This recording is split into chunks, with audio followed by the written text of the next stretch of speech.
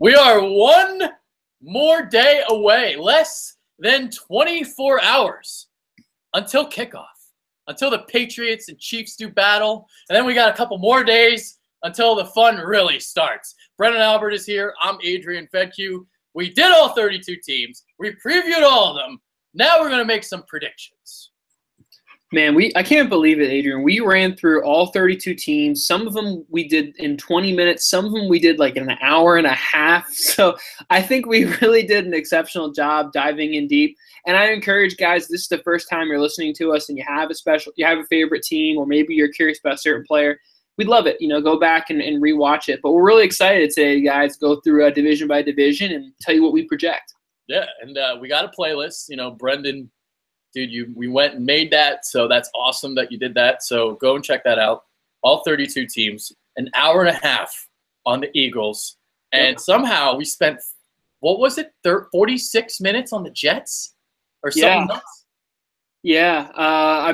Look, I'll be honest with you. I don't know many Jets fans who probably could give you 46 minutes of content, so I'm really proud of ourselves. I'll fully admit, I'm sure there's a couple things in there you guys are going to adamantly disagree with, and probably some things that you're like, what the hell are these guys talking about? But you know what? That's the fun of these talk stuff. It's just an opportunity for us to kind of have a conversation, and hopefully you guys learn something or think differently about something. But truthfully, me and Adrian, we just have a blast doing this stuff. Yeah, absolutely. And, you being, former IMG Academy alumnus, you teach me so much. Even I know so much football, but you still make me feel like I don't know shit.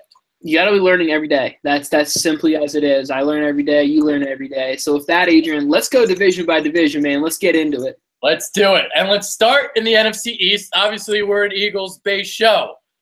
This is the division everybody wants to talk about. So I'll let you go first because you have a team winning the division that is not the Philadelphia Eagles. You know what? I do. Let me kind of share my screen. You guys should all be now seeing it. I got the Giants winning the division here, all right? And realistically, I'm real split. I very much can see any of these teams in the division not only winning the division, I could see them also all finishing dead last in the division. It's going to be a hair-cutting division here. Realistically, the tough thing is whoever has a winning record in the division realistically is probably going to win the division. And that's not always the case, but most of the division here is probably going to finish 3-3 in the whole NFC East, rips each other apart, and then someone is deemed the winner. I just personally have it as the Giants. Personally, for me, I love what the Giants have on offense. I think they have the best defense by far. So to me, I'm taking the Giants there. Now, the knock and the concern I have with the Giants, of course, is with that offensive line and the run game. I talked about in our Giants show. If the Giants really wanted to do something, I could see them being a trade opportunity for maybe a guy like LaShawn McCoy or Doug Martin. But I had the Eagles and the Cowboys both right there at 9-7. Realistically, it just comes down to winning the division because you know what? All of these teams are going to struggle outside of the division, and also all of these teams are also going to excel outside of the division with teams like the Niners and the Bears. Those are kind of like gifts. But when you get the NFC South, that's difficult. For me, Adrian, honestly, I could see the Redskins winning the division, and I could see the Giants finishing dead last. For me, I have the Giants winning the division. I have the Cowboys getting one of the wild card spots and the Eagles outside looking in. But honestly, I'm not going to debate it if you have something different. I'm not going to debate it either. The division is so tight. I do think Washington is a little bit behind the pack, but we say that every year, and they always surprise us, so you never know with them. But, all right, so for me, the Ronald Darby trade gave the Eagles an extra win, the Denver game. I originally had that as a loss. I didn't think the Eagles could cover Emmanuel Sanders and Demaryius Thomas with the cornerbacks that they had before the trade. Darby makes them good enough, I think, to win that game. They played Denver at home. So I have the Eagles and the Giants finishing at 9-7 atop the division. But I have the Eagles beating the Giants and the tiebreaker, well, because the Giants are a bitch. So we match up very well against them. The Redskins, I have at 6-10, and the Cowboys, I have at 8-8. I think we're going to see a drop-off with Dallas, but not because last year was a fluke, but because of the schedule. I still think it's a good team, the Zeke situation, but just a really, really bad schedule, and I think they take a step back. I agree with you in Dallas' step off, and I say this in this exact same sentence. I don't think the talent's going to get worse, but I mean, typically, look, when you are a rookie quarterback and you had all that excellence, I mean, Dak was unbelievable. That said, all he can do is go butt down. Just like Wentz, I think, is only going to go up. Yep. The other thing with Dallas is they rattle off something like 10 straight wins. That's not going to happen again. Like that's not going to be a repetitive process there in Dallas. So I don't see that happening. I agree with everything you said there, Adrian. I like the Darby move a ton for Philly in the short term. I mean, realistically, though, I had the Eagles losing one blunder here, and I had them losing in L.A. to the Rams. And I say this because if you look at historically, look at 2016, look at 2015, look at 2014, the Eagles blow games that are trap games before divisional every single year. And realistically, if you're going to blow one, you'd rather blow one to the Rams. You don't want to lose to the Panthers because that's a wild card opportunity that you're on the line there. So, I mean, look at last year, the Eagles, they lost to the Lions and the Bengals. Should they have lost to them? Absolutely not. But realistically, if they win those two games, they're in the wild card hunt. So to me, Adrian, I have the Giants, but I think we're in unison here. What division do we want to hit next? Yeah, we'll kind of just go in order. So NFC North is where we'll go. But I do have one quick question on the Redskins. Just on the Redskins. Why do we always underestimate them? You know, I think we underestimate them because they are consistently a team who's never won more than 10 games. I mean, we've seen the Giants win more than 10 games. We've seen the Cowboys win more than 10 games. We've seen the Eagles win more than 10 games. Even when the Redskins were at their best, they're maybe winning 11 games. They're not a team who has, in our memory, been deep into the playoffs. So we always kind of say, oh, yeah, Washington, they're there. They're solid. There's nothing really over the top. But they're a darn good team. Adrian, I know you have them at 6 wins. I have them at 8. But it's not a stretch to say they could be at 10. Yeah, yeah. Because the thing is like everybody is predicting them to finish last. Literally seems like everybody. And, well, they just always kind of surprise us. But, all right, moving on to the NFC North. Packers atop the division, I'm assuming. Yep, Packers top the division. In fact, I actually have the Packers finishing very high in the NFC. So here's kind of a sneak peek, guys, at what I have. I got the Pack going 11-5. Realistically, I think the gap is pretty large here in Green Bay versus the rest. I guess I probably would say I think the Vikings are probably the second most talented team in this division behind Detroit, but I think the schedule works more in the Vikings' disfavor and the Lions' favor. And then we have the Bears. The Bears are obviously in full rebuild mode. Realistically, for them, winning games is nothing really but a curse for them. They really just want to kind of continue to lose games.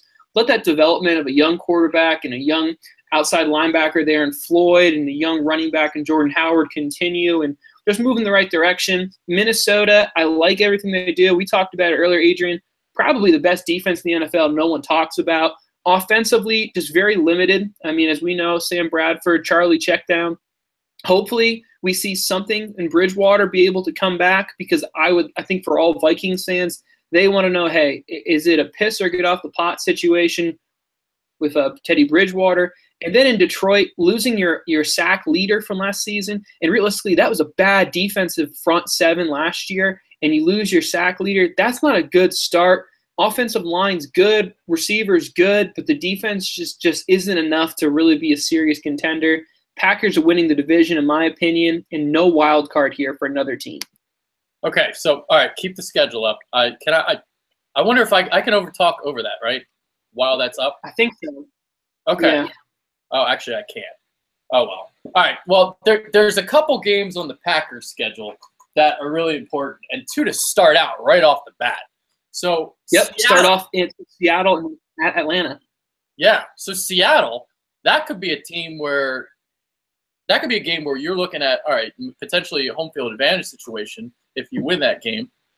I have Carolina going 11-5, so we'll get to the NFC South next. But that game is in Carolina, so I have the Panthers winning it, going 11-5, and nabbing the 2 seed over the Packers, who get the 3. So there's a lot of important games on that Packers schedule. I 100% agree with you. Yeah, and start early too with the Falcons and the Seahawks. Yeah, I mean, look, they start off the year, and here's the thing: the Packers, they have the last 3 NFC Super Bowl or NFC champions on their schedule, and they're playing 2 of them away. One week 2, and the other one at the end of the season, and those are the 2 most recent. And then Seattle is a damn good team, and that front 7 in Seattle, or that defense in Seattle, has potentially 8 of the 11 starters are Pro Bowl level caliber guys. So, you know, when you look at what Seattle has, they don't need to blitz. They're able to get pressure with those 4, and they have a great secondary. So personally for me, Adrian, I'm going to take them in that matchup week 1, but I could see us going either way. Same thing with Atlanta. The Packers, very, very good team, but the schedule's not favorable. So I have them winning the division, but I don't have them winning the NFC, but we'll talk more about that later. Yeah. And the thing about this team, too, is like Seattle at Atlanta, week 1 and week 2. And this is a team that normally starts slow, right? So these are really, really important to get it going quickly. I mean, we hear the relaxed speech every single year now, it seems like. Yeah, they're certainly a team who is always on that, like, oh my gosh, when's it going to click? When's it going to click? And then it does. And I'll fully admit, realistically, there's some teams in the NFL, when I look at them and look at their schedule, they've earned the benefit of the doubt. Packers, Patriots, Steelers, those are the 3 teams that come to mind. So realistically, those Packers, I'm with you, Adrian. I have them beating the Panthers. They could lose to the Panthers. Their roster is not that much better than Carolina, but you know, my ability to look back in the past says, hey, give me the Packers in split games. Yeah. All right, let's move on to the NFC South now. And it's a very difficult division. It's a very good division, and it's also not easy to predict. No, it's not. I mean, the NFC South has had different teams winning the division last several years in a row. And also, this is the only division in the NFL that has 2 of the last conference champions in the same division there with the Panthers and the Falcons. And it was not like too far long ago the Saints were exactly a bad team. Now I have the Falcons repeating. Winning the division. I just think the offensive line here is the second best. I think New Orleans has a better offensive line. I love the defense in Atlanta. I love how fast it is, youthful, exciting. I love everything about their offense. I don't really have any holes in Atlanta's situation. The only hole, I think, is replacing an offensive coordinator is a big deal. Mm-hmm. So that's the biggest minus I have in Atlanta. Carolina, the offensive line got better, but by no means is necessarily good.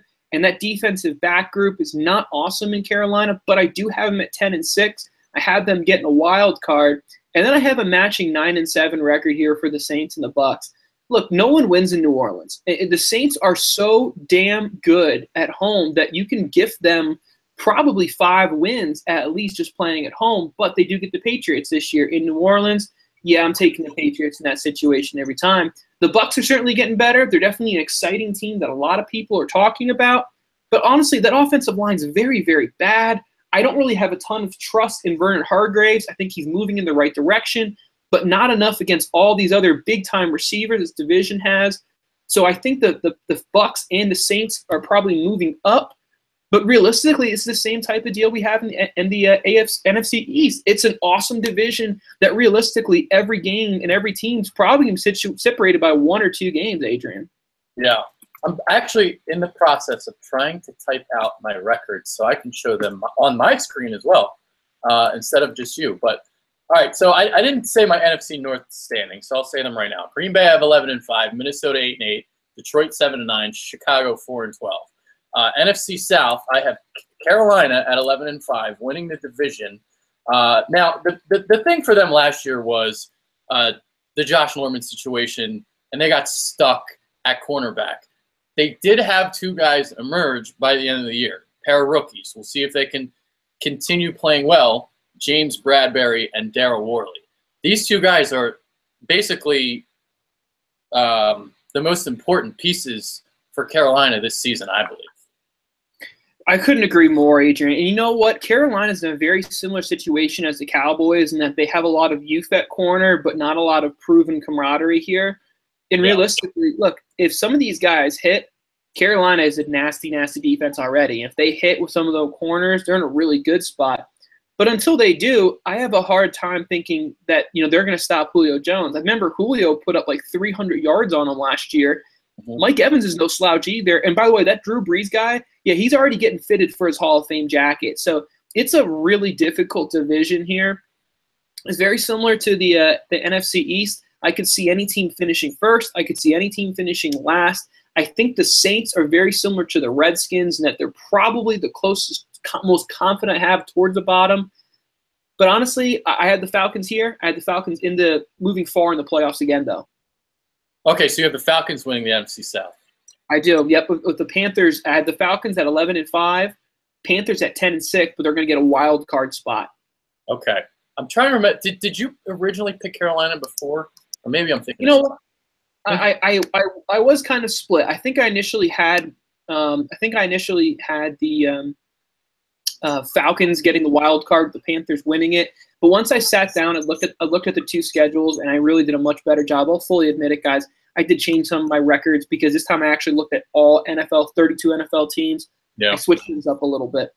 Gotcha. All right. Well, let's see if I can pull my thing up. There it is. Do you see it? Is it there? Yep. There we go. All right. And I also put an 11-13 here, just to remind myself to say this, because you made like the Saints point, right, about them being at home and always winning at home. They are 11-13 in the past 3 years at the Superdome. And this was a stat that I forgot to relay in the Saints preview that we did. So home sweet dome, or dome sweet dome, not no more. They don't win at home anymore. It's kind of weird. Man, I stand corrected, Adrian. That's an awesome statistic. The one thing I'll say when I'm looking at our schedules, the one thing I'm noticing that is really the tiebreaker I had is where the Packers have on the Falcons and the Panthers schedule. Falcons get them week 2 at home. Panthers get them towards the end of the year at home. So to me, I would rather bite the bullet, get one of the best teams early, and you know what? The Atlanta Superdome, it's not the Atlanta Superdome, the new Mercedes-Benz Dome is opening versus the Packers. That place is going to be rocking and rolling, man. That's going to be an awesome experience. So for me, I just think that was ultimately the reason, guys, I took Atlanta to win the division, mostly because when they had their hardest team, Carolina gets them at a much worse spot. I'll say that. I mean, I don't necessarily disagree with you in that sense, because by the time that game with Carolina and Green Bay happens, that's what, week 14, week 15, really, really late in the season. So an important game like that, Green Bay is going to be playing. So, there ain't no fooling around with that. All right. 100%. And you know what? The other thing is, and we obviously can't project this, but injuries happen at all times, right? So to me, I would much rather play our best teams early. Because, look, I'd rather win a game and then my best players go down than him go down towards the end of the year and now the whole season goes in the tank. So, I mean, I can't project injuries, but to me, I know there's a much better chance of my team being healthy week 2 than week 13. Yeah, and one more thing before the NFC West, because I forgot to talk about this too. Tampa Bay was the toughest team for me to leave out of the postseason. But offensive line, secondary, I don't trust it. So I have 9-7, not making the playoffs, unfortunately. Yep, full agreement here. So there you go. NFC West. So this is where we're going to disagree, because I have a surprise number 1 seed that you disagree with vehemently. But I felt better, though, after talking with James, because James also likes the Cardinals this year. So I have the Cardinals going 12-4, winning the AFC West and getting the number 1 seed in the conference, and I have Seattle going 11-5. See, Adrian, I don't even have the Cardinals for winning record. I have them at 8-8, and I just have a hard time seeing what is it that Arizona all of a sudden got better. I'll start with them. I don't think their offensive line is particularly very good. All right, I think Carson Palmer is a very good starting quarterback, but I don't think he's a guy who can single-handedly win you games. Obviously, David Johnson is freakishly talented. But once I get rid of Larry Fitzgerald, there's nothing really that scares me from the receiving core. So, John Brown has obviously regressed.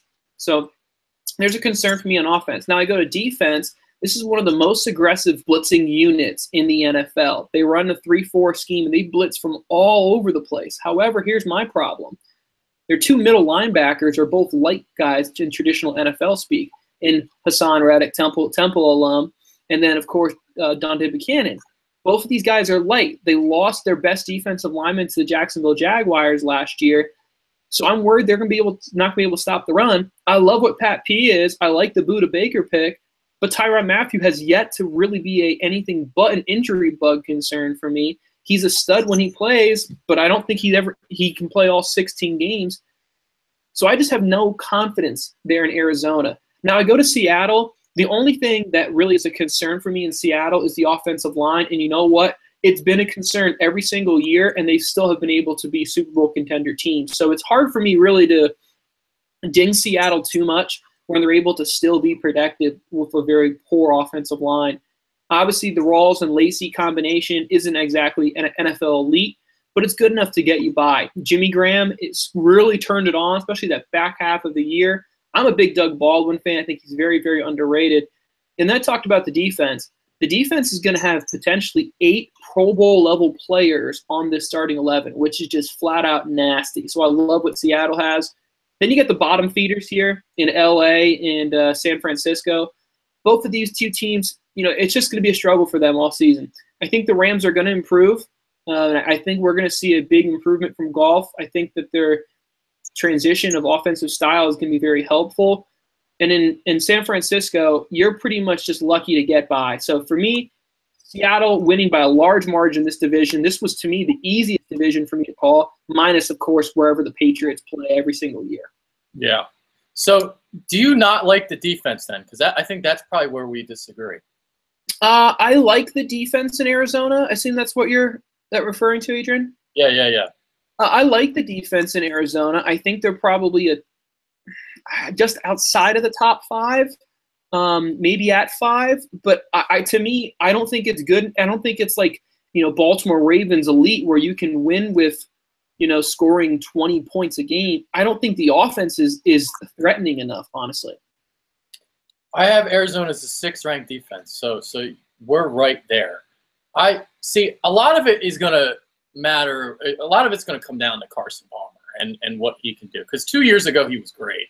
Last year, well, he regressed, and he's not getting any younger. So my prediction actually really comes down to him. And a lot of it too is Bruce Arians needs to stop being so stubborn too with his play calling, because the line has regressed, as you mentioned. And you can't call as many of those deep passes if you can't keep Carson Palmer upright. So those two things for me is to keep an eye on in Arizona. Well, I mean, simply put, you can't have a 5-step pass pattern if you can only block for 2 seconds. Yeah. I mean, you just can't do it. And here's my great example here. I have 2 teams. I have the Chargers and then the Cardinals, and I view them very similar. Offensive line, both very poor, both older quarterbacks. However, here's the big difference.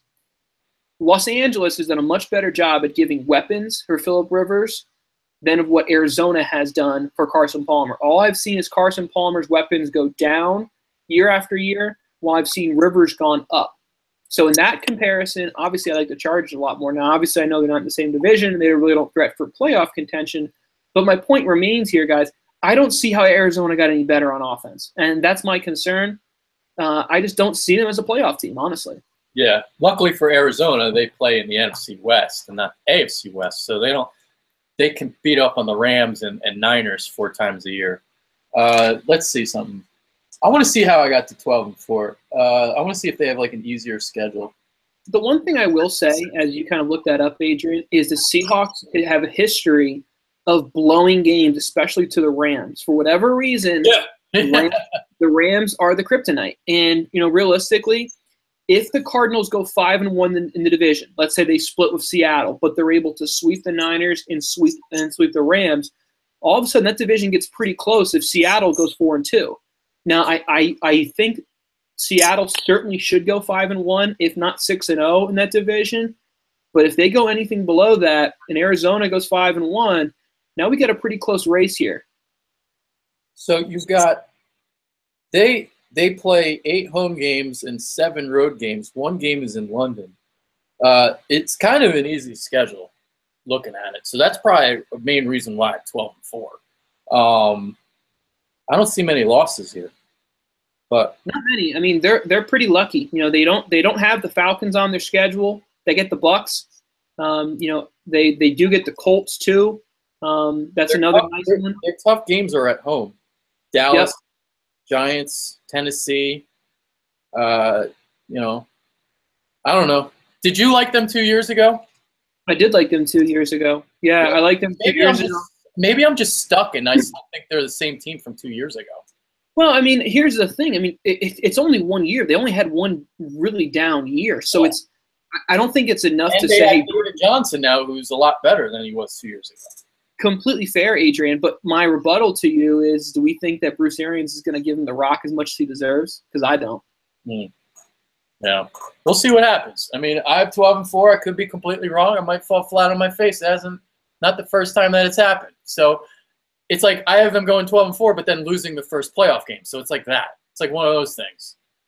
So it's I will agree with you. I mean, when I look at their schedule, let me kind of rattle off who their toughest non-divisional games. They go. You got it up there, right? You got it up on your. Yeah, and I don't think the Colts are a very good team. They're not. Then they have. Let's see here. They have the Jags at home. I don't think the Jags are that great. They had the Titans at home late in the year. Then they have a couple of tough ones right at the end. They go to Washington, and they're home versus the Giants, and they're also home versus the Bucks. So realistically, those are tough teams per se, yeah. But I don't think there's a massive difference in talent between the Redskins and the Cardinals, or the Buccaneers and the Cardinals. I think those are definitely winnable games. So I don't disagree with you, Adrian. I think they certainly could be a double-digit win. I just think it's a little rich for me to think they're going to be able to beat Seattle out for the division. Yeah. So maybe it's like I have 12-4, but realistically they might be like a 9-10 win team. So it's like one of those type of situations, Completely fair. All right, let's move on to the AFC East. The Patriots. Let's get into them. Can anybody challenge them in the conference, let alone the division? Here's the thing. I mean, realistically, the Patriots are going to run away with this division as they do almost every single year, especially after that Tannehill deal. Now, I don't think necessarily the Tannehill loss is as big of a deal because I actually think Cutler as a quarterback isn't that much further behind Tannehill. I completely agree. But, I mean, in the end of the day, this is the Patriots division. I mean, the other thing is with the Patriots, their schedule is tough early, and then it gets pretty spotty towards the end. I mean, Chiefs on Thursday, they start the year, to New Orleans, Panthers, Bucks, Falcons, Chargers. That's not exactly easy. I could realistically see the Patriots dropping a game in there. But then they have 3 really tough away games at the second half after the bye. 2 Denver, 2 Oakland, and then 2 Pittsburgh. All 3 of those games are tough. Realistically, though, I had the Patriots as at least a 12-win team. I have them as a 14-2 team, though.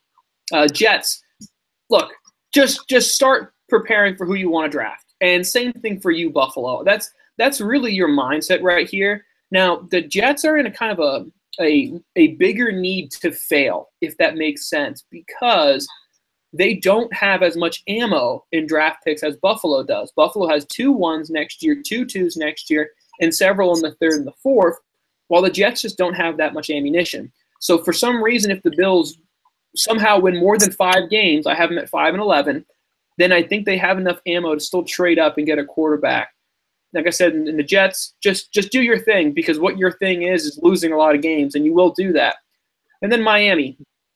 Man, Miami was a tough one for me because I know they were a playoff team last year, but I just don't see it. And I say that mostly because their linebacking crew is so poor. The offensive line was the biggest concern for me in Miami, and they really didn't do anything to address it.